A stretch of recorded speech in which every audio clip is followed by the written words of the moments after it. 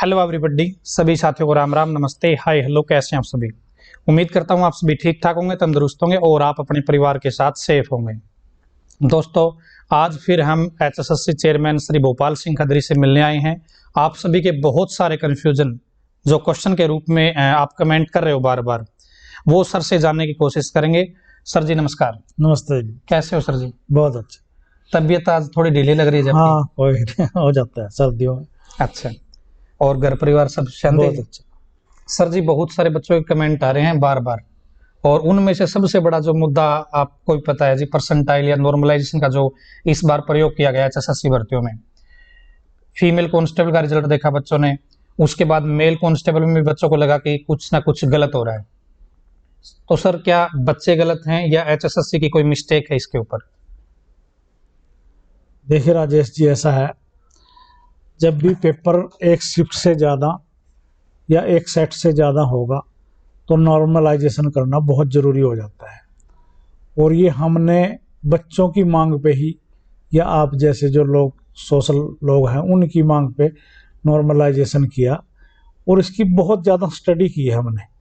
अच्छा। जो Indian institute है, स्टैटिकल ऑफ इंडिया, कलकत्ता में जिसका हेड ऑफिस है, ठीक है, उसने हमारे को ये फार्मूले सुझाए। और जो फार्मूले हमारे को, उन्होंने 4 फार्मूले सुझाए थे। तो हमने दूसरे जो रिक्रूटमेंट एजेंसियां हैं, बोर्ड हैं दूसरे प्रदेशों के, एसएससी में भी, सीबीएसई में, उनसे सबसे हमने कंसल्ट किया कि कौन सा फार्मूला ठीक है। तो जिससे हमने ये रिजल्ट निकाले परसेंटाइल, ये फार्मूला हमारे को उन्होंने सुझाया, और उसके हिसाब से ही हमने रिजल्ट निकाला। जब ये रिजल्ट दोनों निकले तो बहुत से बच्चों के इसमें सुझाव आए, आपका भी सुझाव आया। हमने सारे सुझावों को कलेक्ट किए, और एक प्रोफेसर हैं पंजाब में, उनकी भी वीडियो हमने मंगाई कि पंजाब में नॉर्मलाइजेशन कैसे करते हैं। आज हमारी 3 सदस्यीय टीम वो इंस्टीट्यूट स्टैटिकल उसमें गई हुई है, और वो बहुत लंबी चौड़ी, 11 बजे उनकी मीटिंग थी, लगभग 2 बजे तक उस फार्मूले पे वो डिस्कस करेगी। और हमने उनको ये भी बताया कि आपने शायद फार्मूला हमारे को रिटन टेस्ट का दे दिया, हमारे पास एक्स्ट्रा मार्क्स हैं और 10, पुलिस में तो वो 20 हैं, क्वालिफिकेशन के भी हैं। तो इस स्थिति में हमने क्या करना चाहिए, तो आज वो डिस्कस करने जा रहे हैं। अगर वो उस डिस्कशन से फार्मूले में कोई चेंज होता है, या वो कहते हैं कि हमारा तो यही फार्मूला कंप्लीट है, तो उस पर विचार करेंगे। पर ये एक आज की डेट में ये नॉर्मलाइजेशन जो है, एक ये मुद्दा बन गया है। और सर जी, आपको लगता है कि कहीं ना कहीं गलती हो सकती है बोर्ड से भी? आपको बोर्ड से गलती नहीं हो सकती। बोर्ड ने तो जो अथॉरिटी है, ऑल इंडिया की अथॉरिटी, उससे बड़ी कोई अथॉरिटी नहीं है, उसके फार्मूले से निकाला है। और हमने निकालने के बाद भी उनको पूछा है कि हमने इस तरह से निकाला, ये सही है या नहीं है। और यही बात बच्चों ने कोर्ट में जाके चैलेंज भी कर दी कि नॉर्मलाइजेशन का मुद्दा इनका ठीक नहीं है। हमने कोर्ट में जाके भी ये बताया कि सबसे बड़ी इंडिया की ये अथॉरिटी है जो नॉर्मलाइजेशन का फार्मूला अडॉप्ट करती है या इंट्रोड्यूस करती है। तो कोर्ट ने भी हमारे को कह दिया, अगर इंस्टीट्यूट स्टैटिकल कहता है तो फिर वो कहीं ना कहीं ठीक है, क्योंकि उनके फार्मूले से पूरे देश में नॉर्मलाइजेशन हो रहा है। हरियाणा स्टाफ सिलेक्शन कमीशन में नहीं हो रहा, एसएससी में हो रहा है, यूपीएससी में हो रहा है, सीबीएसई में हो रहा है, रेलवे में हो रहा है, बैंकिंग में हो रहा है, बहुत सी स्टेटों में हो रहा है। सर जी, नॉर्मलाइजेशन तो हो रहा है, लेकिन नॉर्मलाइजेशन के आपने बता भाई 4 फार्मूले सुझाए थे भारतीय सांख्यिकी विभाग ने, लेकिन एसएससी जो बता रहे हो या यूपीएससी करता है, वो ये फार्मूला यूज नहीं करता जी, परसेंटाइल वाला नहीं, यही करता है। हमने उनसे भी बात की है, स्टडी की है, परसेंटाइल यही करता है। उसमें दूसरा फार्मूला ये है कि जैसे अभी हमने मेल कांस्टेबल के 5500 पद भरने हैं, और इसका 6 शिफ्टों में पेपर हुआ।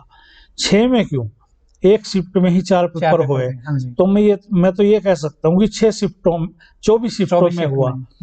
तो एक फार्मूला उनका ये था कि 24 को आप 5500 में डिवाइड कर दो, ठीक है, और उनमें से 55 में से भाग करके उनको जितने जितने गुण आते हैं हर पेपर में से उठा लो। तो वो भी हमने इंटरनल करके देखा वो भी फिट नहीं बैठता, बहुत ज़्यादा वेरिएशन आता है। उसमें भी बच्चे एतराज करेंगे ये पेपर आसान था, ये इसका डिफिकल्टी लेवल था। तो गई हुई है हमारी टीम आज किसी निष्कर्ष पे पहुंचती है। तो सर आपको लगता है कि कुछ बदलाव संभव है? हाँ हाँ, मैं तो खुले मन से बदलाव के पक्ष में हूँ। जितना भी कोई बेटर हो सकता है, सारे बच्चों के वो मैंने पूरी तरह से सुना, बोर्ड पे उनसे हल करवा के देखा, एक्सपर्ट से करवा के देखा, पूरी टीम को भेजा हुआ है। बदलाव की जरूरत होगी करेंगे। सर अभी जो फार्मूला लगाया हुआ है, जो आपने भारतीय सांख्यिकी विभाग से लिया है, उसके अनुसार जो टीचर हैं वो लोग समझा रहे हैं कि जो टॉपर बच्चा है उसका एग्जाम का, यदि उसके पास कोई एक्स्ट्रा नंबर नहीं है तो भी उसका सिलेक्शन नहीं होगा, जो मेथड यूज किया है उस हिसाब से। तो इसका मतलब ये हुआ कि नॉर्मलाइजेशन तो गलत नहीं है ना, एक्स्ट्रा मार्क का इशू है। ये एक्स्ट्रा मार्क 10 मार्क्स ज्यादा है। मैं मानता हूं कि एक बच्चा 100% पे आ गया, उससे दूसरा 99 पॉइंट कुछ पे आ गया, उस पे 5 एक्स्ट्रा मार्क हैं, वो 104 पे पहुंच जाएगा, वो दूसरा 100 के 100 पे खड़ा रहेगा। तो नॉर्मलाइजेशन तो मुद्दा नहीं हुआ ना, एक्स्ट्रा मार्क मुद्दा हुआ, सोशो इकोनॉमिक मुद्दा हुआ। फिर तो सर जी, सोशो इकोनॉमिक क्राइटेरिया एक अलग जगह पे सही या गलत है वो आप भी जानते हो, मैं भी जानता हूँ, बच्चे भी समझते हैं इसको, लेकिन यहाँ पे जो मेथड यूज किया गया है ना उसको गलत साबित कर रहे हैं। अभी आपने भी शायद अखबार में निकलवाई थी चीज, भाई कैसे हमने फार्मूले को अप्लाई किया यहाँ पे। उसमें एक बच्चे के 70 नंबर है, एक के 75 नंबर है। उसको यदि हम परसेंटाइल के रूप में करते हैं तो कहीं ना कहीं एक का तो आता है 100/100 परसेंटाइल निकलता है, एक का निकलता है 99.99। वहां पे स्कोर में तो रॉ मार्क्स में तो 5 नंबर का फर्क है, और परसेंटाइल में वहां पे पॉइंट में फर्क हो गया। और उसके बाद हम जो ये लॉजिक बच्चे बता रहे हैं या कुछ यूट्यूबर्स भी बता रहे हैं, जो कोचिंग सेंटर वाले भी हैं वो भी बता रहे हैं, ये होता है तब अगर बच्चों की संख्या कम हो। 3,55,000 लोगों ने मेल कांस्टेबल में पेपर दिया, मान लो हाईएस्ट नंबर वाला बच्चा 65 पे खड़ा है, तो 65 पे एक नहीं खड़ा है, 10,000 लोग खड़े हैं। 64 पे भी 10,000 लोग खड़े हैं, 63 पे भी 10,000 लोग खड़े हैं। ये वेरिएशन ऐसा नहीं है। हमारे को जब लॉजिक बच्चे या दूसरे समझाते हैं, वो ये कहते हैं कि आपने टॉप नंबर वाले को फर्स्ट रैंक दे दिया और दूसरे वाले को आपने दे दिया सेकंड रैंक। अगर टॉप वाला 65 पे है तो वो चला गया 100 पे, और अगर दूसरा 55 पे है तो भी आपने 99 पॉइंट कुछ पे ले लिया। मगर ऐसा नहीं है, एक ही नंबर पे, एक ही मार्क पे हजारों की संख्या में बच्चे खड़े हैं। हो सकते हैं बिल्कुल। तो सर इसमें जैसे ही आज कुछ बदलाव हो जाता है, फीमेल कांस्टेबल का रिजल्ट आ रखा है फाइनल, तो उस पर कुछ इफेक्ट पड़ेगा या नहीं पड़ेगा? हमने रिकमेंडेशन कहाँ भेजी है अभी तक? अगर वो ये फार्मूले में कोई तरमीम करते हैं, परिवर्तन करते हैं, तो हम अपने रिजल्ट को रिवाइज कर देंगे। मतलब ये संभव है? यदि संभव है, हाँ, क्यों नहीं। अगर किसी के साथ अनजस्टिस हो रहा है तो कोर्ट ने भी तो कई बार हमारे से रिवाइज करवाए हैं रिजल्ट, तो हम खुद क्यों नहीं कर सकते? करेंगे। यानी आप खुले मन से स्वीकार करते हैं। अगर कोई गलती हुई है, पूरी दुनिया को बता के कहेंगे हमारे से गलती हुई है, हमने अब इस तरह से ठीक किया है इसको। ठीक है, रिवाइज रिजल्ट क्यों हम यदि गलत हुआ तो हटे क्यों किसी बात पे? अगर कोई बेहतरी के लिए कोई परिवर्तन करना पड़े या कोई चीज बदलनी पड़े, बदलेंगे। ठीक है जी। दूसरा सर, नॉर्मलाइजेशन की हमें जरूरत क्यों पड़ रही है? नॉर्मलाइजेशन की बताया तो आपको, जब एक से अधिक शिफ्ट होंगी और एक से अधिक सेट होंगे। बच्चे ये कहना चाहते हैं कि भाई हरियाणा इतना बड़ा है जी, तो एक दिन एग्जाम कंडक्ट क्यों नहीं करा सकती सरकार या एसएससी? ऐसा है, जैसे कि हमने कुछ जिलों को छोड़ रखा है कि उस जिलों में हम परीक्षा नहीं कराएंगे। अगर उन जिलों को हम छोड़ देते हैं तो हमारे पास 1.5 लाख की कैपेसिटी है एक शिफ्ट में, तो ज्यादा से ज्यादा हम 2 शिफ्ट में एक दिन में 3 ही लाख बच्चों का पेपर ले लेते हैं, और यहाँ बच्चों की संख्या लाखों में है। 8.5 लाख लोगों ने अप्लाई किया था, 8,39,000 मेल कांस्टेबल में। अभी जो सीटी होने वाला है वो 10 लाख से ऊपर जाएगा। जो ग्राम सचिव पटवारी का हुआ है उसमें 10,35,000 आवेदक हैं। तो एक ही शिफ्ट में पूरे हरियाणा में एक ही पेपर वो संभव है ही नहीं। और जो नकल की घटनाएं हैं उसको भी जोड़ के देखते हैं हम इससे, कि अगर पेपर एक हुआ और वो लीक हो गया तो फिर सारे हरियाणा में वही आंदोलन कि हमारे तो इतने पैसे खर्च हो गए तो पेपर कैंसिल किया। जब लीक होगा या आउट होगा तो हमने कैंसिल करना पड़ेगा। तो हमने मल्टी सेट्स दिए हैं, मल्टी शिफ्ट दिए हैं। अगर पेपर लीक हुआ भी तो कौन सा होगा, जो कोई एक होगा उसकी जगह हमारे पास बैकअप में दूसरा सेट रखा है, वो दूसरा खोल देंगे। तो हमने इसको नकल की दृष्टि से भी देखा है। ठीक है। जैसे राजस्थान में है सर, बता रहे कि रीट का एग्जाम एक शिफ्ट में कंडक्ट हो गया एक दिन के अंदर, और इससे कई गुना आवेदक वहां पे बताए जा रहे हैं जी। तो रीट का पेपर लीक भी तो हुआ। लीक तो हुआ जी। हाँ फिर चुनौतियां तो है ना। हाँ चलो। रीट का भी हुआ, JEE का भी हुआ। तो सर बच्चे अब ये आरोप लगा रहे हैं कि सरकार या HSSC इस चीज पे फोकस क्यों नहीं करी भाई हम साफ सुथरा पेपर कंडक्ट कराएं, बेशक हमें एक शिफ्ट में कंडक्ट कराना पड़े। बताइए ना, मजबूरी है, हमारी कैपेसिटी 1.5 लाख से ज्यादा नहीं है हरियाणा में। चलो ठीक है जी। दूसरा सर, जैसे कुछ बच्चे बता रहे कि नॉर्मलाइजेशन जो किया गया है एडवर्टाइजमेंट में लिखित नहीं है चीज, ये बाद में ऐड ऑन किया गया है इसमें। एडवर्टाइजमेंट में सिर्फ क्राइटेरिया होता है, एसेंशियल क्वालिफिकेशन होती है कि ये है। रिजल्ट किस तरीके से करना है वो आयोग को पूरा अधिकार है कि उसके मेंबर एक रेजुलेशन पास करके उस तरीकों को बदल सकते हैं। हम यहाँ तक प्रीलिमिनरी और मेन टेस्ट भी कर सकते हैं। अभी ज्यादातर सुझाव इसी चीज पे आ रही है जो आपने भी बोली है।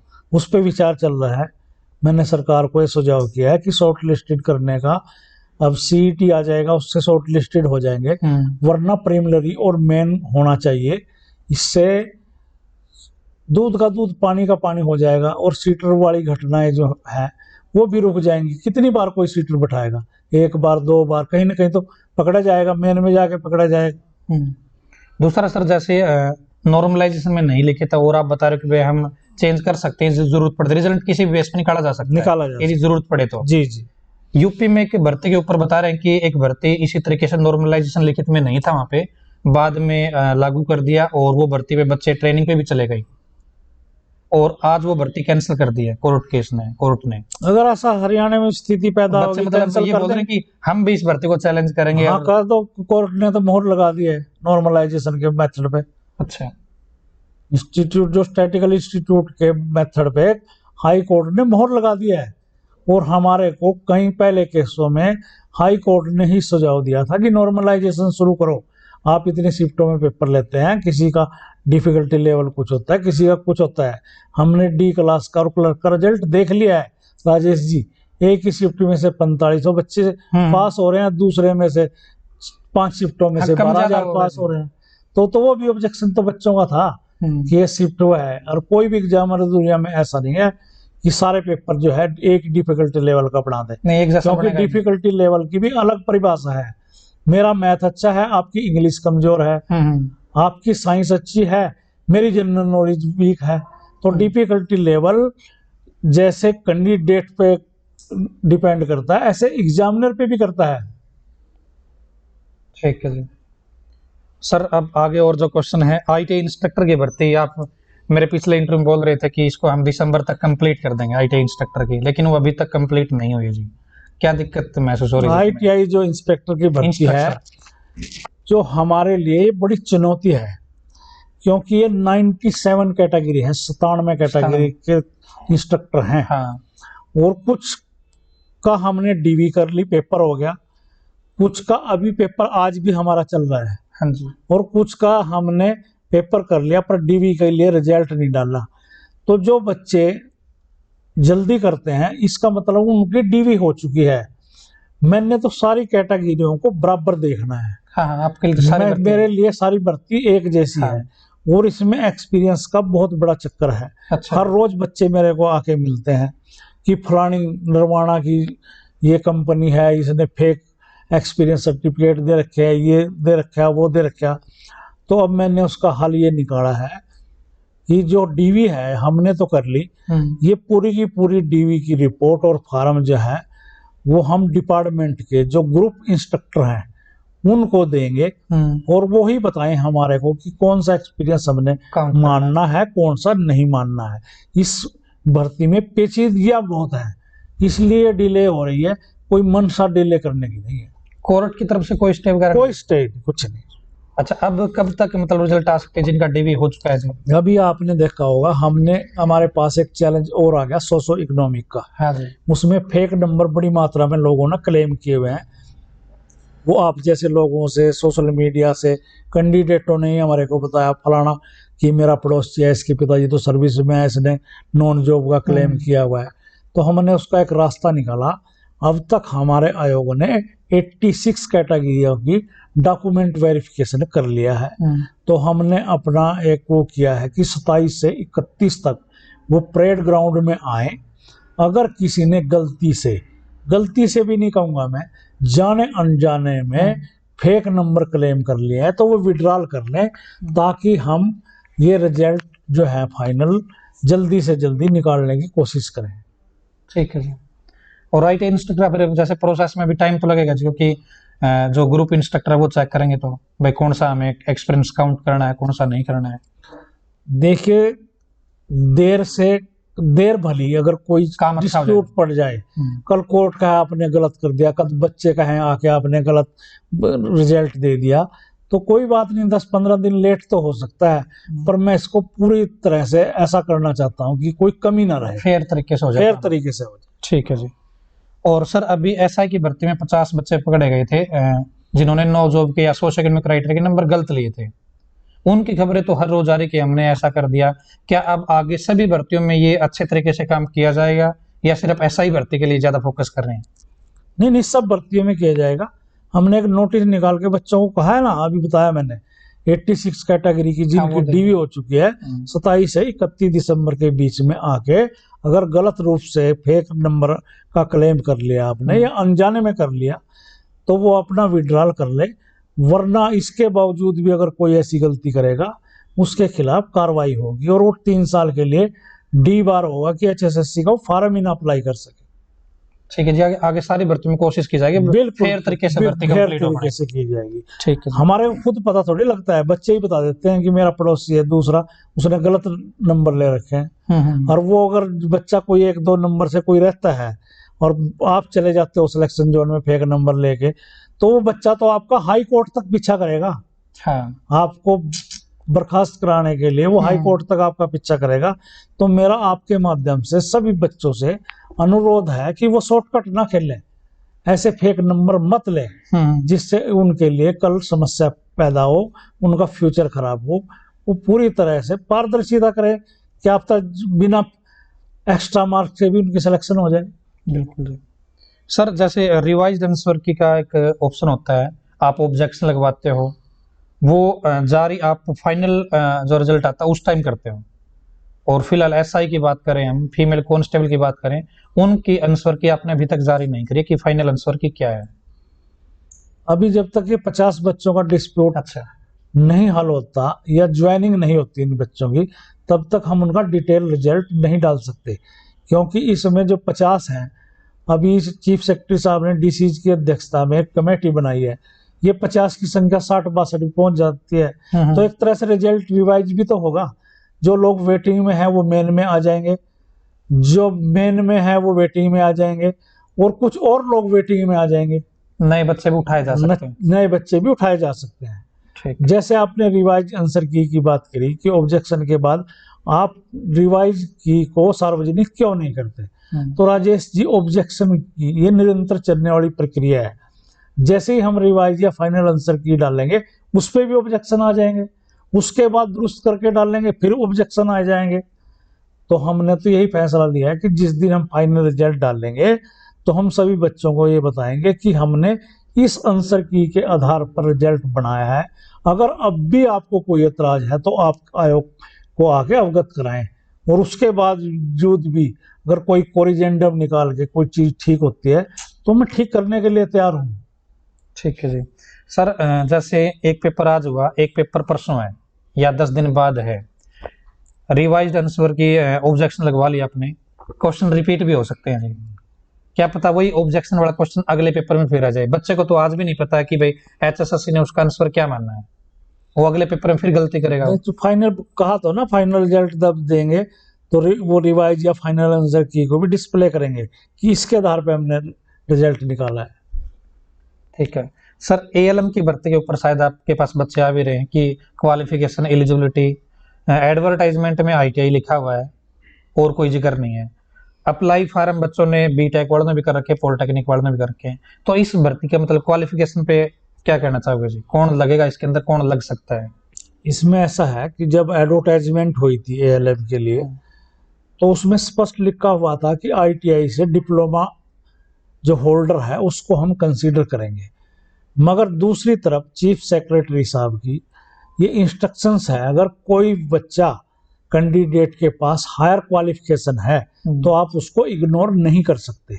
तो हमने इस समस्या का हल करने के लिए जो इंडस्ट्रियल ट्रेनिंग विभाग है, जो आईटीआई को देखता है जो विभाग, हमने उसको ये लिखा है कि आपकी जो क्वालिफिकेशन है जो आपने एडवर्टाइजमेंट में हमारों की दी थी वो ये थी, अब हमारे आगे ये समस्या पैदा हो गई है, आप ये क्लियर करें कि हायर क्वालिफिकेशन वाले जो पॉलिटेक्निक धारक बच्चे हैं या बीटेक बच्चे धारक हैं ये हमने कंसीडर करने हैं या नहीं करने हैं। तो उनका जो जवाब आएगा उसी के आधार पर हम फाइनल रिजल्ट निकालेंगे। हम किसी बीटेक को या पॉलिटेक्निक होल्डर को पेपर देने से तो रोक नहीं सकते थे ना। हाँ। डीवी पे हमने उनको देख लिया और डीवी पे जो संख्या आई है हायर क्वालिफिकेशन की वो हमने विभाग को बता दी कि आप बताएं, अब आपकी भर्ती है कि हमको कौन कंसीडर करना है कौन नहीं। एएलएम का तो अभी सर रिजल्ट आया, वो मतलब डीवी हुआ ही नहीं है, अभी फरवरी में डेट दे रखी है आपने। हमने उससे पहले ही आप क्वालिफिकेशन मांग ली उनसे, पहले ही मांग ली कि हम डीवी करने जा रहे हैं 1 तारीख से या 3 तारीख से, तो हमने उसमें क्या क्या देखना है। और डिपार्टमेंट का एक व्यक्ति भी हमने अपने कमेटी के साथ बिठा लिया है कि ताकि हम मौके पे ही डिसाइड कर सकें कि ये डिग्री या ये डिप्लोमा मानना है या नहीं मानना है। यानी कि आप अपने लेवल पे जुटे हुए उस काम में पूरी तरह से जुटे हुए। ठीक है सर, कमांडो का जो फाइनल रिजल्ट आना बाकी है जी अभी, तो वो कब तक जारी होने की उम्मीद है जी? बहुत जल्दी आपको उसकी खुशखबरी मिलने वाली है, शायद आप जब तक अपने घर ना जाएं जब तक मिल सकता है। अच्छा जी, चलो बहुत अच्छी बात है जी। दूसरा सर, जैसे हरियाणा पुलिस की जो भर्तियां प्रोसेस में है अभी, फीमेल कांस्टेबल का भी आ चुका है, वो बस पेंडिंग है थोड़ा सी चीजें, और एसआई का भी, तो इनकी ज्वाइनिंग का प्रोसेस कब तक कंप्लीट करने की सोच रहे हो जी? एसआई का ज्वाइनिंग का बता दो जी। एसआई की ज्वाइनिंग की हमने लिस्ट पुलिस को भेज दिया है, अब ज्वाइनिंग कराना काम पुलिस विभाग का काम है। अच्छा। और हमने उनको ये लिखा है कि जब आप ज्वाइनिंग कराएं हमारे को इंटीमेट कर दे ताकि हम बायोमेट्रिक करा सकें ज्वाइनिंग के टाइम पे भी। ठीक है, कि ज्वाइनिंग करने वाले तो कम से कम ठीक बच्चा आएगा। सर, जैसे सोशल में क्राइटेरिया नंबर मिलते हैं, आंगनवाड़ी हेल्पर होती है जी, आशा वर्कर होती है, या कोई गेस्ट टीचर होता है, इनको गवर्नमेंट जॉब माना जाता है या गवर्नमेंट जॉब नहीं है जी? ये बच्चों के सवाल है जी। वो रेगुलर शब्द लिखा हुआ है उसमें, अगर आप हरियाणा सरकार की रेगुलर पोस्ट पे कार्यरत हैं तो तब नहीं मिलेंगे, अगर वो पोस्ट रेगुलर नहीं है तो उसमें आपको नंबर मिलेंगे, जैसे गेस्ट टीचर में मिलेंगे। अगर आंगनवाड़ी वर्कर एक प्रोसेस से भर्ती नहीं हुई, वैसे ही रखी हुई है, मानदेय पे रखी है, तो उसको मिलेंगे। ठीक है। ड्राइंग टीचर और जो पीटीआई जो बर्खास्त थे, उनके बच्चों को नंबर मिलेंगे। मैं स्पष्ट करना चाहता हूँ, ये सवाल मैंने आगे लिखा था, ये हमने सरकार को लिखा था, सरकार ने हमारे को कहा कि जो लोग हैं ही निलंबित तो उसका मतलब वो रेगुलर सर्विस में नहीं है, तो उनको या उनके बच्चों को बेनिफिट मिलेगा 5 अंकों का। ठीक है जी, यानी कि सरकार किसी भर्ती को बीच में बर्खास्त कर देती है, उसके बच्चों को वो नंबर मिल सकते हैं, मिल सकते हैं। हाँ जी, ठीक है जी। यदि पूरी प्रोसेस कंप्लीट हो चुकी है, पूरी जॉब हो चुकी है, तब नहीं मिलेगी? जी जी, ठीक है जी, ठीक है। और सर, एक कैंडिडेट का फाइनल लिस्ट में नाम आया हुआ है लेकिन ज्वाइनिंग नहीं हुई, दूसरी भर्ती का डीवी होना है उसका, तो वो नंबर ले या ना ले, नो जॉब वाले, ज्वाइनिंग नहीं हुई है जी? अगर ज्वाइनिंग नहीं हुई तो वो क्लेम कर सकता है, क्योंकि यहाँ ज्वाइनिंग से है, ज्वाइनिंग से पहले तो उसके घर में नौकरी है ही नहीं। तो अभी एक समस्या भी आई, अभी कुछ बच्चे एलडीसी लगे बिजली विभाग में, और उसी वो लगे दक्षिणी हरियाणा में, और इसी दौरान वो वेटिंग में थे उत्तरी हरियाणा में, और वो उत्तरी हरियाणा के ही बच्चे थे, तो वो चाहते थे कि उत्तरी हरियाणा में जाएं हम दक्षिणी हरियाणा की बजाय। तो उन्होंने आगे मेरे से पूछा कि इसी दौरान वेटिंग क्लियर हो गई है कि हमारे को 5 नंबर क्लेम आप claim करने करें। चाहिए या नहीं करना चाहिए। मैंने उनको स्पष्ट तौर पे कहा है कि आपने ज्वाइनिंग कर लिया है, आप ये ना देखो कि डीवी की डेट एक ही थी, हाँ। आपने कर ली है ज्वाइनिंग। अगर आपने ज्वाइनिंग कर लिया है फिर आप ये क्लेम नहीं कर सकते।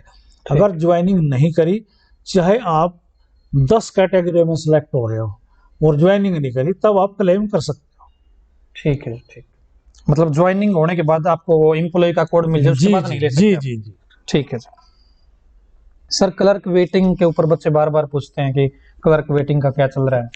क्लर्क वेटिंग के बारे में मेरे पे हर रोज लगभग 50 फोन आते आपने हैं। पिछले इंटरव्यू में बताया था कि हाँ मैं मेरे हाँ, लेवल पे भी कोशिश कर रहा हूँ मैं भाई। अपने लेवल पे पूरी कोशिश कर रहा हूँ। अभी तक हमारे पास जो है वो 8 जो डिपार्टमेंट हैं उनकी डिमांड नहीं आई है, और हम इस बात से बाध्य हैं कि जब तक हमारे पास 100% डिपार्टमेंट्स की डिमांड नहीं आती तो हम जो है वो वेटिंग क्लियर नहीं कर सकते। तो वो भी मैं आपको अभी बता सकता हूँ कि कौन कौन से डिपार्टमेंट हमारे पास हैं। नहीं सर, फिर जैसे सीएस हरियाणा इसके ऊपर एक्शन क्यों नहीं ले रहा जी? सीएस हरियाणा जी बार बार लेटर लिख रहे हैं हेड ऑफ द डिपार्टमेंट को। जबूने की बात नहीं माननी जा रही है जी, तो चलो वो किसकी तो मानेंगे? सरकार के लेवल पे है। अभी भी मैं लेटेस्ट आज ही मैंने रिपोर्ट मांगी है, ये मैंने पता था राजेश आएगा और ये क्वेश्चन करेगा। एक तो एक्साइज एंड टैक्सेशन, अच्छा जी। मेरा इंटरव्यू देख रहे होंगे वो विभाग वाले भी, और सीएस ऑफिस भी देख रहा होगा। अच्छा। एक्साइज एंड टैक्सेशन हेडक्वार्टर, हाँ जी। Haryana labour welfare board, Haryana state federation of cooperative sugar mill limited, health field office, horticulture department Haryana field office, horticulture department Haryana, legal metrology organisation Haryana और अर्बन स्टेट हरियाणा। अभी तक इन 8 डिपार्टमेंट की हमारे पास कोई भी डिमांड नहीं आई है। इन्होंने बताया नहीं कितनी ज्वाइनिंग बिल्कुल, हुई, और कितनी मैं तो नहीं। चाहता हूँ कि ये आपका इंटरव्यू ज्यादा से ज्यादा देखे, और जो मेरे पे पास हर रोज 100 फोन आ रहे हैं। पर कुछ बच्चे तो यहाँ तक कहते हैं कि हम सीएस ऑफिस में गए थे और उन्होंने हमारे को ये बताया कि हमने सारे जो डिमांड है, रिक्विजिशन जो है वो हमने एचएसएससी को भेज दी है। ऐसा नहीं है। ये 8 डिपार्टमेंट जो मैंने पढ़ के सुनाया है, तो इन 8 डिपार्टमेंट की कोई मेरे पास अभी डिमांड नहीं आई। मैंने सीएस साहब को रात कहा था कि एक रिमाइंडर आप और भेज दें इनको, हम भी भेज रहे हैं आपके लेटर का रेफरेंस दे के कि सीएस साहब ने ये कहा था कि इस तारीख तक, पिछली बल्कि जो 19 तारीख थी वो टाइम बाउंड तारीख थी, तब तक उन्होंने भेजना था, पर उन्होंने आज तक नहीं भेजा। और उन डिपार्टमेंटों से भी मेरा अनुरोध है कि अगर उनके पास वैकेंसी नहीं है तो कम से कम लिख के ये भेज दें कि हमारे पास वैकेंसी है ही नहीं सर। तो इन 8 डिपार्टमेंटों से भाई रिक्वेस्ट है, जल्दी से जल्दी कार्रवाई कर लो ताकि आपके जैसे जो बच्चे नौकरी के बगैर रह रहे हैं उनको नौकरी मिल जाए। और सर ग्रुप डी की वेटिंग के ऊपर कुछ विचार आपके? ग्रुप डी की वेटिंग जो है उसमें अभी हमारे पास सरकार से एक लेटर आया था, और सरकार ने बल्कि बॉन्ड कर दिया था हमने हमारे को कि जो ईएसपी के बच्चे हैं, स्पोर्ट्स वाले बच्चे, वो हमने टर्मिनेट कर दिए हैं। उनकी जगह आपने इतने बच्चे और लेने हैं। तो उनकी हमने 21 तारीख को स्क्रूटनी किया है अभी। और जिनके पास ग्रेजुएशन सर्टिफिकेट है जो 2018 की पॉलिसी के अनुसार, उन सबको हम ज्वाइनिंग देंगे। और अगर एलिजिबल इनमें से भी नहीं मिले तो हम उन सब बच्चों को बुलाएंगे जिन्होंने स्पोर्ट्स कोटे से अप्लाई किया था। ठीक है, मतलब और लोअर लिस्ट जा सकती है। सारे भी आ सकते हैं जो अप्लाइड 4 थे स्पोर्ट्स कोटे में, वो आके सिर्फ हमारे को ग्रेडेशन दिखा दे और मेरिट के हिसाब से वो क्लियर हो जाएगी वेटिंग लिस्ट। बाकी की वेटिंग लिस्ट किसी भी कैटेगरी की हमारे पास अभी कोई पेंडिंग नहीं है, ना हमारे पास सरकार की तरफ से कोई डिमांड है। अच्छा जी। और सर क्लर्क में आपको पता हो तो भाई कितनी अभी वेटिंग क्लियर हो सकती है अभी तक? 8 डिपार्टमेंटों को छोड़ दे तो एक बार आपको कोई डाटा मिला हो इसका भाई 500 सीट खाली हो रखी है, 200 रखी, कुछ अपडेट हो? देखिए ऐसा है, हमारे पास जो रूल के हिसाब से हमने रिजल्ट निकाला था उसमें 2432 लोगों को हमने वेटिंग में 1432 लोगों को वेटिंग में रखा था। अब ये तो क्लियर तभी होगा जब डिमांड आएगी, कि एक बार तो वेटिंग वाले कुछ उठे हैं शायद, अगर नहीं उठे तो वो जितने डिमांड आएगी उतने ही क्लियर होंगे, ना कि 1432। सभी तो कभी जरूरत के हिसाब से होगा तो। और सर पीजीटी रिक्रूटमेंट के ऊपर बच्चे बार बार पूछना चाहते हैं कि पीजीटी रिक्रूटमेंट आप बोल रहे थे रीओपन करेंगे इनको हम जनवरी के आसपास, तो इनके बारे में क्या हो रहा है जी? तो पीजीटी का इसमें तो ये है कि अभी जो एजुकेशन बोर्ड ने एस्टेट की परीक्षा ली है तीनों कैटेगरी में, उसकी रिजल्ट की हम इंतजार कर रहे हैं। और एक नया जो मुद्दा आ गया है ये सोशो इकोनॉमिक का, शायद सरकार इस पर विचार कर रही है। ये नंबर 10 की बजाय कुछ कम करने की योजना सरकार की है। तो सरकार के साथ बातचीत चल रही है कि ये री एडवर्टाइजमेंट हो जाए और एक तरह से हम एक बार ये सारे जो टीजीटी पीजीटी के हैं एजुकेशन को हम वापस भेज दें और उनसे कहें कि आज की डेट में आपकी वैकेंसी पोजीशन क्या है, वो घटती है बढ़ रही है, और अगर कोई अमेंडमेंट होता है सोशो इकोनॉमिक के नंबरों में तो उस हिसाब से अगली भर्ती होगी। सर जैसे अभी सोशो इकोनॉमिक क्राइटेरिया की बात कर रहे हो आप, तो आपने महसूस किया कि बच्चे इस चीज से परेशान हैं या? देखिए सरकार की पॉलिसी लेवल पे क्या कर रहे हो? हाँ जी, मैं सरकार की पॉलिसी है, मैंने तो वो फॉलो करनी पड़ेगी। हाँ जी, वो फॉलो। सरकार भी कहीं ना कहीं ये विचार कर रही है शायद कि ये नंबर ज्यादा है। पुलिस तो भर्ती में जैसे 20 है जी और बाकी में तो 10 है जी, चलो कहीं ना कहीं एडजस्ट हो जाए चीजें, लेकिन पुलिस में 20 है जी। हाँ बहुत बड़ा मार्जिन है।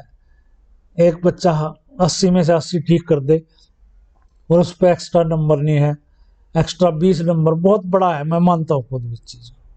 और बच्चे ये कह रहे हैं कि अभी जो चेयरमैन साहब आए हुए हैं वो ठीक इंसान है, तो कहीं ना कहीं वो हमारी बात को मीडिएटर के रूप में आगे पहुंचा सकते हैं। मैं बच्चों की भलाई के लिए तो लगाया हुआ हूँ। हाँ। मैं या मेरे जो मेंबर हैं, जो आयोग है, वो बच्चों को रिक्रूटमेंट करने के लिए, भर्ती करने के लिए, उनके वेलफेयर के लिए तो है। हम कोई सरकार से भी ज्यादा और समाज से भी ज्यादा किसकी परवाह करेंगे? कैंडिडेटों की करेंगे, क्योंकि हम काम ही उनका करने के लिए अपॉइंट किए हुए हैं। तो मैं तो खुले मन से हूँ, बच्चों के हित में हूँ सदा, और बीच बीच में सरकार को भी सुझाव देता हूँ। हाँ, कि ये पॉलिसी ठीक है, ये ज्यादा काम करेंगे जी, क्योंकि बच्चे सिर्फ आप तक पहुंचा सकते हैं। नहीं, सरकार विचार कर रही है, खुले मन से सरकार विचार कर रही है। हमारे मुख्यमंत्री जी बहुत कूल हैं और उनको कोई भी बात अगर जचती है कि ये पब्लिक के हित में है, क्योंकि तो पब्लिक के आदमी है, हाँ जी, तो वो खुले मन से उसको स्वीकार कर लेते हैं। कुछ बातों पे वो विचार कर रहे हैं। अच्छा सर, सोशो इकोनॉमिक क्राइटेरिया में एक पॉइंट और भी सामने आ रहा है जी, कुछ बच्चों के जैसे फादरलेस के नंबर मिलते हैं जी, तो एक बच्चे का पिता जन्म से ही मतलब अपंग है, 100% अपंग है, तो उसने भी मतलब अपने बच्चों के लिए ज्यादा कुछ नहीं किया होगा परवरिश के रूप में हम देखें तो भाई एज कम्पेयर दूसरे माता पिता के, तो भाई उनके ऊपर भी सरकार को विचार करना चाहिए। ये बहुत अच्छा सुझाव है आपका कि वो फादरलेस या वो अपंग, मतलब उसकी स्थिति एक ही जैसी है कि उसके पिताजी सिचुएशन है नहीं है, वो एक ही बात है। तो ये बहुत अच्छा सुझाव है आपका, सरकार को इस पे विचार करना चाहिए कि जिसके पिताजी 100% अपंग है तो उसको भी फादरलेस या उसके नंबर देने चाहिए। हाँ, मतलब कुछ सोचा जा रिकंसिडर किया जा सकता है। पॉइंट है सर, एक्स्ट्रा क्वालिफिकेशन के मार्क्स किसी भर्ती में कब तक के ऐड होते हैं? जैसे जब फॉर्म भरने की लास्ट डेट थी, जो फॉर्म भरने की हमारी कट ऑफ डेट थी, उस तक के मार्क्स होते हैं। अगर भर्ती 3 साल ना हो, 2 साल ना हो, इस दौरान कोई बच्चा बीए ग्रेजुएशन या पोस्ट ग्रेजुएशन कर लेता है तो हम उसको कंसीडर नहीं करते, हम सिर्फ क्लेम्ड फॉर को ही कंसीडर करते हैं, यानी कि जो फॉर्म भरते टाइम उसने क्लेम किया। अभी एक लड़की का मेरे पास मैसेज आता कि उसने एमएससी फॉर्म में नहीं लगा रखी थी, लेकिन जब डीवी हुआ उस टाइम उसने एमएससी का कागज दिखाया तो भाई उसकी वो काउंट करी गई है। क्या वो अब उसको हटवाए अपने नंबर? नहीं, उसको हटवाने की जरूरत ही नहीं, हम ही नहीं नंबर देंगे उसने अगर क्लेम नहीं किया, उसने हटवाने की जरूरत नहीं। डीवी के टाइम उसने जो अभी आपने वो दिया था ना, डिटेल दिखाई थी भाई इस लड़के के इतने नंबर इसने मतलब क्लेम के लिए कर रखे हैं, तो उसमें भी उसका लिखा है कि उसने एमएससी के नंबर ले रखे हैं, लेकिन उसने अगर कट ऑफ डेट के बाद है तो उसने हटवाने चाहिए वो नंबर। लेकिन वो तो जैसे डिपार्टमेंट का काम था ना, देखना चाहिए, उसने तो बाद में दिखाई। हो जाती है, क्लरिकल मिस्टेक भी हो जाती है। चलो ठीक है जी, यानी कि आपके हिसाब से जो अप्लाई कर रखा फॉर्म उसमें जो चीज लिखी है बिल्कुल उसके हिसाब से आप काम करो। बिल्कुल, चलो ठीक है जी। सर दुर्गा शक्ति का रिजल्ट जारी किया है अभी, तो उसमें नॉर्मलाइजेशन हुआ ही नहीं हुआ, 4 सेट थे जो उसके अंदर पेपर के। नहीं, नॉर्मलाइजेशन नहीं हुआ उसमें। एक शिफ्ट थी, एक ही शिफ्ट में पूरे हरियाणा में पेपर हो गया था, तो उसमें कोई नॉर्मलाइजेशन नहीं हुआ। ठीक है, दुर्गा शक्ति में शिफ्ट ज्यादा होगी तो नॉर्मलाइजेशन की जी तरफ जी जाते हो आप। जी जी जी। ठीक है जी। और सर एक जैसे दुर्गा शक्ति का भी अभी प्रोसेस चल रहा है, फीमेल कांस्टेबल का भी, तो फीमेल कांस्टेबल जो लड़कियां लगी है उनका भी पेपर अच्छा रुका दुर्गा शक्ति का, उनका इसमें नाम भी आ गया। तो भाई सीट खराब ना हो इसके लिए आप क्या करोगे जी? फीमेल कांस्टेबल का हमने रिजल्ट निकाल दिया, हम पुलिस डिपार्टमेंट को कहेंगे कि जल्दी से जल्दी ज्वाइनिंग कराए, ताकि अगर कोई बच्ची दुर्गा वाहिनी में भी आ गई, उसमें भी आ गई फीमेल कांस्टेबल में, तो उसकी प्रेफरेंस है कि उधर जाए या उधर जाए। तो हम पुलिस विभाग को अनुरोध करेंगे कि वो फीमेल कांस्टेबल की ज्वाइनिंग जल्दी करा दे, दुर्गा वाहिनी से पहले करा दे, उसके पास ऑप्शन रहे और वो सीट भी खराब ना हो। ठीक है सर। सिलेबस और पैटर्न के ऊपर सर पीछे भी अपनी बात हुई थी, आपने मतलब कोशिश भी की थी, हम आगे कमेटी में इस चीज के ऊपर विचार करेंगे सर। उसके ऊपर कुछ आगे स्टेप चले जी आपके? पिछले आपने कुछ पेपर हमारे देखे होंगे, अब पेपर का थोड़ा स्टैंडर्ड बढ़ा है और सिलेबस भी एक निश्चित हुआ है, छोड़ के पुलिस विभाग को। पुलिस विभाग का एक्ट अलग है। यहाँ धरने पे भी लोगों ने कहा कि एसआई में तो जी के आई थी, फीमेल कांस्टेबल में भी आई थी, दुर्गा वाहिनी में भी आई थी, मेल कांस्टेबल में नहीं आई, मेल कांस्टेबल में क्यों नहीं आई। तो ये सारी चीजें जो है पुलिस विभाग तय करता है, ना कि आयोग, कि क्या सिलेबस रहेगा कौन से पेपर। अभी बच्चे आपके जैसे पिछले इंटरव्यू देखे हैं बच्चों ने, तो बच्चे बोल रहे हैं कि दुर्गा शक्ति भी हरियाणा पुलिस का डिपार्टमेंट है, मेल कांस्टेबल भी हरियाणा पुलिस का डिपार्टमेंट है, और एसआई भी, तो अलग अलग कैसे कर दिया जी सिलेबस दोनों ने? पुलिस डिपार्टमेंट एक है। पुलिस विभाग से पूछनी चाहिए बात मेरी बजाय। नहीं सर, जैसे मतलब आपको ये चीज बच्चों के आगे पहुंचानी चाहिए, क्योंकि भर्ती सिर्फ एक नहीं है जी। ठीक है, ये हो गई, आगे भी भर्ती आएगी। चलो विचार करेंगे इस पर। ठीक है जी। और मैरिड लड़की के लिए सर सोशल क्राइटेरिया के ऊपर भी अभी आपने देखा मुख्यमंत्री साहब ने भी स्टेटमेंट दी कुछ। हाँ, भी उन्होंने विधानसभा में कहा है कि मैरिड जो लड़की है उसका ससुराल पक्ष देखेंगे हम, और उन्होंने साथ साथ ये भी कहा कि जो पुरानी भर्तियां हैं उस पर लागू नहीं होगा ये, जो अभी प्रोसेस, जो नई एडवर्टाइजमेंट आएगी उस पर लागू होगा। अगर हम पुरानी भर्तियों पर लागू करते हैं तो एक तरह से हम क्राइटेरिया चेंज कर रहे हैं, और क्राइटेरिया चेंज करने की कभी भी कोर्ट में अगर केस हो जाता है तो तुरंत रूप से कह देता है कि आपने तो एडवर्टाइजमेंट करने के बाद, फॉर्म भरवाने के बाद क्राइटेरिया चेंज कर दिया है, जो गलत है, जो पीटीआई और ड्राइंग टीचर में हम भुगत चुके हैं। अच्छा, अभी जैसे सर ज्यादा फीमेल की बात करें तो अभी जिस तरह स्टाफ नर्स का रिजल्ट आया है उस भर्ती में ज्यादा लड़कियां हैं, तो बहुत सारी लड़कियां तो सर यहीं पे परेशान हो जाएगी। जरूरत उनको इसी टाइम पे थी इस चीज की, भाई सरकार इस चीज के ऊपर अभी विचार अभी तक तो सरकार का क्राइटेरिया यही है ना, माँ बाप भाई स्वयं या संतान या पति स्पाउस जिसको हम कहेंगे, पति पत्नी दोनों, अभी तक तो ये है। अगर सरकार कोई चेंज करती है आने वाली भर्तियों में, या जो एग्जाम हुए नहीं उनमें भी कोई अमेंडमेंट करके करती है तो फिर वो देखेंगे। अभी जैसे स्टाफ नर्स के ऊपर इन चीजों के ऊपर अमेंडमेंट भी काम नहीं करेगा। नहीं, जो पेपर हो चुका जिसका, उस पर क्राइटेरिया चेंज हो ही नहीं सकता, क्योंकि हमने एडवर्टाइजमेंट में ही बताया था कि इस चीज के एक्स्ट्रा नंबर मिलेंगे, क्योंकि इन्हीं भर्तियों में ज्यादा लड़कियां जुड़ी हुई है जी। जी जी। जैसे दुर्गा शक्ति में 600 लड़कियां हैं, फीमेल कांस्टेबल में 1100 लड़कियां होगी, तो ये तो इस चीज से वैसे ही परेशान हो जाएगी जी। और सर जैसे प्रेग्नेंट को छूट मिलती है रेस वगैरह के लिए, तो आप ये नोटिस क्यों नहीं डालते सर साइट पे?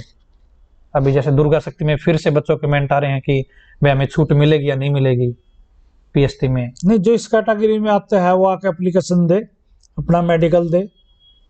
अभी कुछ चीजें हमारे सार्वजनिक करने से प्रॉब्लम हमारी बढ़ जाती है। अच्छा, अभी हमने एक नोटिस निकाला कि हमने 6 सेक्टर में 27 तारीख को यानी कि आज एक बोर्ड बैठाया हुआ है 3 डॉक्टरों का मेडिकल का। अगर किसी बच्चे ने छूट लेनी है मेल कांस्टेबल में तो वहां उसके आगे पेश हो। तो अभी तक राजेश जी हमारे पास इस तरह की 22 या 23 एप्लीकेशनें आई थी जो इंजर्ड थे या बीमार थे लोग, और आज मेडिकल उसके आगे 200 लोग पहुंच गए। अच्छा है, तो वो भी लोग पहुंच गए जो अब्सेंटी थे। मैंने खुद जाके अस्पताल में बच्चों को इकट्ठे करके ये कहा कि आप अब्सेंटी को हमने 28 तारीख दे रखी है, मौका दे रहे आपको मेडिकल के आगे आने की जरूरत नहीं है। इस तरह की कई लिटिगेशन खड़ी हो जाती है अगर हम कोई चीजें पहले ही सार्वजनिक करें। किसी को कोई बेनिफिट चाहिए तो एक एप्लीकेशन देना भी, कोई बच्ची आ सकती है, उसके परिवार वाले आ जाएं, प्रेग्नेंट है कोई या अर्ली डिलीवरी हुई या इंजर्ड है कोई, तो हमने तो छूट दे रखी है, वो मेडिकल के साथ आए। प्रेग्नेंट भर्ती तो में आपने भी दी क्लियर थी कर दिया हमने। था। हाँ, प्रेग्नेंट की तो आपने सर क्लियर कर दिया था कि छूट है उन बच्चों को।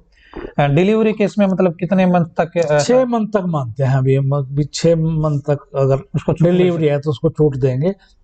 ठीक है। या कोई प्रैक्टिस के दौरान कोई फ्रैक्चर आ गया पैर में, इस तरह की हमने खुले मन से दिया, बेटियों को छूट दी कि अगर वो सिलेक्शन एक जोन लड़की में ने जाती केस भी है। कर रखा जिसके ऊपर वो लड़की हमारे डिलीवरी पास वाली। अंजलि बाद में आई थी, अच्छा, पहले जो नहीं पहले आई आ थी। जाते अगर तो पहले आ जाती उसी को दे देते, जहां 200 लड़कियों को दिया एक अंजलि को भी दे देते। हाँ, ठीक है जी। सर फादरलेस के जो नंबर मिलते हैं वो कितनी बार ले सकता है बच्चा? वैसे तो कोई भी नंबर जो है वो वन टाइम बेनिफिट है, पर अभी तक इंस्ट्रक्शंस में ये बात कहीं खुली नहीं थी कि फादरलेस के कितने बार ले सकता है। तो इसमें अभी जल्दी अमेंडमेंट होने वाला है और उसमें ये शब्द लिखा जाएगा, कोई भी एक्स्ट्रा मार्क के जो नंबर है क्वालिफिकेशन को छोड़ के वो वन टाइम बेनिफिट होगा। अभी तक मतलब ले सकता है अभी के हिसाब से? अभी के हिसाब से ले नहीं सकता। जैसे ये ग्रुप जरूर है कि वो बात क्लियर नहीं हुई, पर वो बेनिफिट उठा के लग तो गया है ना। जैसे सर ग्रुप डी में एक बच्चा लगा फादरलेस के नंबर लेके, ग्रुप डी में क्यों, बहुत से बच्चे ऐसे हैं, क्लर्क में थे वो पुलिस में आ गए, एसआई में आ गए, तो ये बात अलग है कि वो उसकी व्याख्या नहीं की गई, पर है तो वन टाइम ही बेनिफिट। तो सर अभी फाइनल आप इसके ऊपर क्या कहना चाहोगे? बच्चे मेरे को अभी बाहर भी मिले थे कि हम सर से मिलने आए हैं, चेयरमैन साहब से। मेरा ये है कि अगर कोई बेनिफिट लेके सर्विस मिल गई है तो बिल्कुल भी उसने क्लेम नहीं करना चाहिए, किसी चक्कर में नहीं पड़ना चाहिए, क्योंकि अगर आयोग ही नहीं उनको देखेगा या इग्नोर करेगा या कुछ करेगा तो और बच्चे जो कंपटीशन में हैं उनके वो हाई कोर्ट तक पता नहीं कहां तक उनका पीछा करेंगे, क्यों चक्कर में पड़े। तो उनको वन टाइम ही बेनिफिट लेना चाहिए। ठीक है जी। और सर पीटीआई थे तो हो गया, एलिजिबिलिटी लास्ट डेट काउंट हो जाती है, ये बता दीजिए आपने। सर ग्राम सचिव पटवारी का पेपर अभी 7, 8, 9 जनवरी को है, वो कन्फर्म है जी या कोई बदलाव हो सकता है?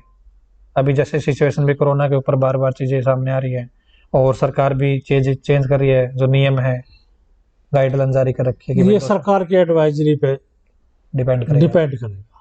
अभी अगर तक कोई ओमिक्रॉन या कोरोना का कोई ज्यादा वो हो जाता है और सरकार कहती है जैसे रात का कर्फ्यू लगा दिया उसने, अगर कोई ऐसी सिचुएशन पैदा होती है तो कुछ नहीं कह सकते, मगर अभी तक निश्चित है ये तारीखें, इन तारीखों में पेपर होने जा रहा है। ठीक है जी। और दूसरा सर आप कॉमन पेपर ले रहे हो तीनों का, बच्चे कह रहे कि हमने फीस तो अलग अलग दी थी, एक बच्चे ने भाई एक पोस्ट का अप्लाई कर रखा, उसने कंटेंट भी तीनों का पढ़ना पड़ेगा, ग्राम सचिव का भी पढ़ना पड़ेगा। ये तो अच्छी बात है, ये तो अच्छी बात है, कॉमन टेस्ट हो रहा है कि जो कि इंटेलिजेंट बच्चे हैं वही पटवारी हो गया भर्ती, वही ग्राम सचिव हो गया, तो किसी न किसी का तो हक खाएगा वो। तो हम उसका कॉमन टेस्ट ले रहे हैं और उससे उसकी प्रेफरेंस पूछेंगे, अगर वो सिलेक्शन जोन में जाता है कि आप पटवारी लगना चाहते हैं, ग्राम सचिव लगना चाहते हैं, ये तो अच्छी बात है। अगर कोई किसी की योग्यता कॉमन है तो कॉमन टेस्ट हम ले सकते हैं। आगे की भी हम प्लान कर रहे हैं, पहले एडवांस में बता रहा हूँ आपको कि जो इलेक्शन कानून वो है और नायब तहसीलदार इलेक्शन है, उन दोनों की क्वालिफिकेशन ग्रेजुएशन है, तो हम उनका कॉमन टेस्ट लेने जा रहे हैं। जो मेरिट के टॉप बच्चे होंगे उनसे पूछेंगे कि नायब तहसीलदार लगना है, कानून को लगना है, जो उसकी प्रेफरेंस होगी उस पर लगाएंगे। किसी तरीके के स्टाफ नर्स की भी 2 कैटेगरी है जी, आपको शायद याद होगा, एक 10 नंबर एक 19 नंबर, तो इनको मर्ज करोगे जी आप? ये मर्ज कर दी है हमने। अच्छा। वो बच्चों ने गलती से भर दिया था क्योंकि उसमें एक कैटेगरी में, अभी मेरे नंबर याद नहीं है उसका, उसमें सिर्फ एक्स सर्विसमैन के ही लिए पोस्टें थी। अच्छा। जनरल के वो अलग कैटेगरियों के लिए नहीं थी, और बच्चों ने गलती से उसमें भी अप्लाई कर दिया। तो जिसने उसमें भी अप्लाई कर दिया या दोनों में भी अप्लाई कर दिया, हमने उसको उस कैटेगरी में मान लिया जो जनरल हमारी भर्ती है उसमें मान लिया उसको। ठीक, हमने वंचित नहीं किया बच्चे को, अगर उसने गलती से एक्स सर्विसमैन वाले में भी भर्ती। आपने बच्चों को एक अच्छा वे देने की कोशिश करी है। सर फर्जी डिग्री बहुत आ रही है, अभी पुलिस भर्ती के लिए, तो ये आप कैसे चेक करोगे जी? क्योंकि मेरे पास भी अनेक प्रकार के कमेंट आते हैं कि भाई ताऊ फर्जी डिग्री दिवा दे। फर्जी डिग्री जो है वो किसी भी लेवल पे जो रिक्रूटमेंट एजेंसी है वो नहीं पकड़ सकती। जिस विभाग में उसकी सिलेक्शन होने जा रही है या ज्वाइनिंग होने जा रही है, उस डिपार्टमेंट का काम है कि उसकी जो क्वालिफिकेशन है उसको वेरीफाई करे। ठीक है जी। और सर सीटर गैंग के ऊपर भी आप कह रहे हो कि आए दिन आप न्यूज़पेपर में दे रहे हुए हमने इतने पकड़ लिए इतने पकड़ लिए, और बच्चे ये कह रहे हैं कि आज भी मेरे पड़ोस का बच्चा फिजिकल दे के आया है, वो मतलब गलत था, सीटर गैंग में था वो। अभी देखिए आगे क्या होता है। 60 लोग आज पुलिस की गिरफ्त में हैं लगभग। अच्छा। जो यूजीसी का पेपर होना था नेट का, हाँ। उसमें भी 15 लोग पकड़े गए हैं जींद से। तो ये पूरी चेन बनेगी और ये सब बताएंगे कि राहुल ने सचिन का पेपर दिया था, सचिन ने विजय का दिया था, विजय ने राजेश का दिया था।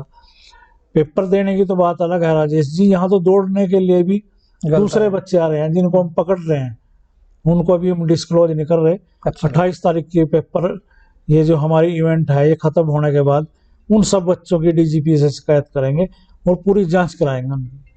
अभी आप बच्चे को नहीं बता रहे थे कि आप गलत आए हुए, या बच्चे हम पकड़ रहे हैं उसको, लिखित में ले रहे हैं उससे। अच्छा। वो मान रहा है कि मैं नहीं हूँ। अच्छा। मैं तो राजेश की जगह दौड़ने आ रहा हूँ। अच्छा अच्छा, मान रहे हैं। चलो आप इस पे ऊपर काम कर रहे हो जी? जी। और एसआई का पेपर हुआ था जी, उसमें वो किसी कारणवश एक अलग डेट को पेपर लेना पड़ गया था कुछ बच्चों का, तो उसमें नॉर्मलाइजेशन हुआ था या नहीं हुआ था जी? नहीं, कोई नॉर्मलाइजेशन। ठीक है जी। और जैसे सर सोशियोइकोनॉमिक क्राइटेरिया के लिए कोई बेदखल कर रखा है बच्चा या किसी दूसरे परिवार ने उसको गोद ले रखा है, इस सूरत में वो नंबर ले ना ले जी, कैसे किसके, अगर इस परिवार को देखेगा? लीगल एविडेंस है उस पे कोई। हाँ। कोर्ट के थ्रू अगर बच्चा अपने चाचा पे मामा पे कहीं गोद गया हुआ है, हाँ, तो हम उसको बाहर करते हैं उसके पेरेंटल उससे। तो अभी हमारे पास एक केस आया है एसआई में, तो वो कहता है कि मेरा भाई जो है वो मेरे चाचा ने गोद लिया हुआ है, मगर जो उसका भाई है और वो स्वयं, उसका पूरे डॉक्यूमेंट जितने भी हैं उनमें उसके जो असली बाप है जिसने पैदा किया उसको, दोनों का सन्नापो वही चल रहा है। तो हम कैसे मान लें कि वो अडॉप्ट कर लिया है? या तो लीगल एविडेंस दिखाए आके वो कि मैं तो गोद आ गया था, इस तारीख में आया था। गोद जाने का भी तो एक प्रोसेस है ना। हाँ। यानी कि लीगल जो माता पिता बने हैं वो उसके पास कागज होने चाहिए उस चीज के, तो वो जी जी उसके परिवार में काउंट होगा फिर। जी जी। चलो ठीक है जी। और सर आगे सीईटी का एग्जाम कब करवा रहे हो जी? सीईटी जो है वो एनटीए ने करानी है, जो नेशनल टेस्टिंग एजेंसी है, उसके साथ हमारा एग्रीमेंट हो चुका है और उसने कहा कि मेरे को 2 महीने की तैयारी चाहिए सीईटी का। अच्छा। टेस्ट लेने के लिए कि काउंट बहुत ज्यादा है। तो वो शायद मार्च के पहले हफ्ते में सोच रहे हैं कि सीईटी का टेस्ट हो, मगर मार्च में थोड़ी सी समस्या पैदा ये हो जाती है कि जो एकेडमिक क्वालिफिकेशन के जो नए बच्चे टेस्ट होते हैं वो ज्यादातर मार्च में ही होते हैं। तो हमने उनको कहा कि मार्च की बजाय आप फरवरी के लास्ट वीक में ट्राई करिए, क्योंकि मार्च में तो सारे क्लासों की परीक्षाएं शुरू हो जाती हैं। ठीक है। और सर इसका सिलेबस क्या रहेगा फिर सीईटी का, आप दोगे या फिर अभी जो नेशनल रिक्रूटमेंट एजेंसी एनटीए है टेस्टिंग एजेंसी वो देखेगी? नहीं, हम ही देंगे, जो अदर्स पेपर हो रहे हैं उसी तरह से पैटर्न होगा और 25% हरियाणा का होगा। हरियाणा जी की उसमें बिल्कुल आएगी। ठीक है जी। और सीईटी का आगे का प्रोसेस क्या रहेगा, जैसे एग्जाम के बाद क्या प्रोसेस रहेगा जी किसी भर्ती को कंप्लीट करने का? सीईटी के बाद हम, सरकार एक फार्मूला बना रही है कि इतने गुना बच्चे आप फिर स्क्रीनिंग टेस्ट के लिए बुलाएंगे। जैसे कोई जेई की पोस्ट है, 10 पोस्टें हैं, तो वो बताएगी हमारे को कि इतने गुना आपने 10 गुना बुलाने हैं, 3 गुना बुलाने हैं, 4 गुना। उसकी एक पॉलिसी तैयार कर रही है सरकार कि जिन्होंने सीईटी क्वालिफाई किया है उसके इतने गुना लोगों का आप स्क्रीनिंग टेस्ट लेंगे। मगर डी क्लास में ये नहीं होगा। डी क्लास में सिर्फ सीईटी होगा और सीईटी में मान लो 5000 पोस्ट डी क्लास की आती हैं, तो हम 5000 टॉपर से कंसेंट लेंगे कि आप क्या डी क्लास में लगना चाहते हो। अगर वो बच्चे कंसेंट देते हैं तो उनको उन्हीं के स्कोर से, वहीं से सीईटी के स्कोर से उठा के अपॉइंटमेंट कर देंगे। उनका फर्दर कोई टेस्ट नहीं होगा डी क्लास में। अच्छा जी। सी में होगा जी? सी में होगा, अलग से सी में होगा। और सर एक जैसे अभी एएलएम की भर्ती में किसी बच्चे ने ईएसपी स्पोर्ट्स पर्सन के हिसाब से फार्म भर रखा है, तो वो ग्रुप डी का ग्रेडेशन सर्टिफिकेट देखा जाएगा या सी का होना चाहिए? सी का, जो पोस्ट, जिसकी पोस्ट का रैंक है, जो सी का है सी, डी का है डी, ए का है ए, बी का है बी, मगर बी और ए वाला सी में जरूर जा सकता है, नीचे जा सकता है, ऊपर नहीं जा सकता। कोई डी वाला सी में नहीं जा सकता। चलो ठीक। सर नॉर्मलाइजेशन कर रहे हो तो नेगेटिव मार्किंग जरूरी होती है, ऐसा बच्चे बोल रहे हैं? नहीं, ऐसा नहीं है। कहीं भी आजकल नॉर्म जो है नेगेटिव मार्किंग नहीं हो रही है, वो नॉर्मलाइजेशन तो हो रहा है। मैंने बताया आज पूरी डिस्कस करने हमारी टीम गई हुई है, और जो भी वहां से फाइनल होगा हम उसको अडॉप्ट करेंगे। ठीक है सर। सर जैसे पुलिस भर्ती का रिजल्ट आया था पीएसटी के लिए, रेस के लिए, तो उसमें आपने कट ऑफ नहीं बताई। कट ऑफ बताएंगे ना फाइनल रिजल्ट के साथ। ये एक राजस्थान का रिजल्ट है, देखना जरा। सब एजेंसियों का काम करने का तरीका अलग अलग है। राजेश जी, मैं बार बार कह चुका हूँ अखबार में भी, बच्चों को भी, अगर हम उसका कट ऑफ बता दें, मान लो 45 वाला 7 गुणा में आ रहा है और एक बच्चे के पास 10 एक्स्ट्रा मार्क्स भी हैं, तो सीधी सी बात है, वो बात रिजल्ट खुल गया कि 55 वाला 56 वाला लगभग फाइनल सिलेक्शन में पहुंच जाएगा। तो वहां जो है वो गलत तत्व आगे आ जाएंगे। जिस बच्चे के उनको ये लगता है कि 55 नंबर मिल रहे हैं, मैं ये यहाँ तक कह सकता हूँ कि मेरा स्टाफ भी ना उनको बरगलाने लग जाए कि तेरी सिलेक्शन करा देंगे, ये हमारा थोड़ा इंटरेस्ट है, ये पूरा कर दो। समाज के जो दलाल है वो ना करने लग जाए, तो इसलिए हम ये कट ऑफ पे नंबर नहीं बताते पहले कि कितने नंबर वाला हमने 7 गुणा में बताया। हम फाइनल रिजल्ट के बाद सारी चीजें बताएंगे कि 7 गुणा में हमारी कट ऑफ ये थी, फाइनल में ये थी, सोशो इकोनॉमिक के ये क्लेम किए, डिटेल रिजल्ट में हम सब कुछ बताएंगे। छुपाने के लिए हमारे पास है ही नहीं कुछ भी। अभी दुर्गा शक्ति का रिजल्ट है सर, दो बच्चे हैं, एक के 65 है, एक के 60 है, एक को बुलाया गया है, रिजल्ट में पास कर दिया, एक को मतलब डिस्क्वालीफाई कर रखा है। उसमें भी ये है, अब वो बच्चा क्या करे? मतलब कई बार क्या होता है, समझ कर देता है बच्चा या टेम्परिंग कर देता है, काट देता है क्वेश्चन को करके। एक बच्चा ऐसा है जो 75 क्वेश्चन ठीक करे बैठे हैं, और उसने क्या बेवकूफी कर दी, नाखून से क्वेश्चन को काट दिया, टेम्परिंग कर दी। तो हमारा रूल ये है कि चाहे उसके 100 में से 100 राइट हो, अगर इस तरह उसने कर दी तो रिजेक्शन में जाएगा। वो अपने घर बैठा तो सोच रहा है ना कि मैं पास हूँ, मेरे साथ आयोग ने ना इंसाफी कर दी। जब वो आके यहाँ देखेगा, हम बताएंगे बेटा आपने फलाना क्वेश्चन करके काट दिया, आप रिजेक्शन में जा रहे हो, मान जाते हैं बच्चे। तो मतलब अगर कोई आप कर सकता है, हाँ नहीं, कोई व्हाट्सएप पे भी करना चाहे, मैं उसके लिए भी तैयार हूँ। आप पे कोई पार्टिकुलर नंबर हो कि राहुल के नंबर 66 थे और संजय के 63 थे, 63 वाला ले लिया आपने, 66 वाला लिया, मैं तुरंत बताऊंगा कि रिजेक्शन जोन में है कि नहीं है। तो ये मतलब जो रिजेक्शन होते हैं बच्चे, इनको अभी दिखाना ठीक नहीं होता जी? अभी साथ में अभी दिखा देते हैं हम, तो कोई आएगा साइट वगैरह पे, सार्वजनिक साइट पे नहीं, साइट पे फाइनल रिजल्ट के साथ डाल लेंगे, क्योंकि बहुत बड़ी मात्रा में लोग कोर्ट में पहुंच जाएंगे, लिटिगेशन बढ़ जाएगी। ठीक है जी। सर आप सिलेबस के बारे में बात कर रहे हो, ये एसएससी का सिलेबस आप देखोगे जी एक बार? जी जी, इन्होंने बता रखा जी हम मैथ में क्या टॉपिक पूछेंगे, जनरल साइंस में क्या पूछेंगे, और अपने एचएसएससी में आप क्या दे रहे हो, वो दोनों एक कॉपी मेरे को दे दो, हम अडॉप्ट करने की कोशिश करेंगे इसको। देखो सर, जब सामने वाला इंसान ठीक हो ना तो बच्चों की उम्मीद बढ़ेगी जी, सीधी सी बात है।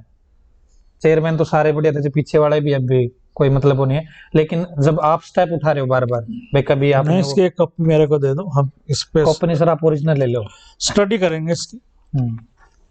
और सर अभी आगे फ्यूचर में किन किन भर्तियों के एग्जाम होने वाले, जो बच्चे तैयारी अभी से लग जाए भाई, जो बच्चा शांति से बैठा हुआ है आगे भाई? अभी तो हमारे ग्राम सचिव पटवारी कोऑपरेटिव के इंस्पेक्टर हैं, जो इलेक्शन कानून को, इलेक्शन नायब तहसीलदार, ये कुछ ऐसी कैटेगरी, थोड़ी कैटेगरी है जिनके हमने एग्जाम लेने हैं। बाकी जो एग्जाम होंगे वो सीईटी के बाद होंगे, और नई एडवर्टाइजमेंट भी अब सीईटी के बाद ही होगी। तो अभी जैसे फीमेल सुपरवाइजर है, इसके अलावा और भी कैटेगरी आपके पास पेंडिंग है? जो हमने एडवर्टाइजमेंट कर ली जिनके, उनके हम एग्जाम करने की कोशिश करेंगे फरवरी तक आपका प्लान है? जी जी, पाइपलाइन में चला रखी है। जी जी राजेश जी, आपको हैरानी होगी कि आज तक हमने, आज भी हमारे 3 पेपर हो रहे हैं, हमने 99 कैटेगरियों के पेपर लिए हैं एक साल में, जब से मेरा आयोग आया है। 99 को अगर हम साल के दिनों में डिवाइड कर दें तो हर चौथे दिन हम पेपर ले रहे हैं। वो तो ये अलग है कि डीवी का हमारा काम स्लो है, जो डॉक्यूमेंट वेरिफिकेशन है हमारे लिए एक बड़ी चुनौती है कि किस चीज को मानना किसको नहीं मानना, उसमें बहुत सी वो आ जाती है हमारे आगे, रिजल्ट में देरी होती है। पर मैंने जितने पेंडिंग एग्जाम थे वो सारे कंडक्ट कराए। हमारा जो आयोग है, सारे मेंबर स्टाफ पूरी तरह से जुटे पड़े हैं इस काम में। जो पेंडिंग है सर अभी, वो आप 2 महीने में 3 महीने में करवाने की सारे पेपर करा देंगे जिनकी एडवर्टाइजमेंट हुई हुई है। वो गिनती उंगलियों के कैटेगरी रह गई है, ज्यादा 7 8 10 जन। सर आप पर आरोप भी लगा रहे हैं कुछ बच्चे कि स्पीड के चक्कर में बच्चों का नाश कर दिया।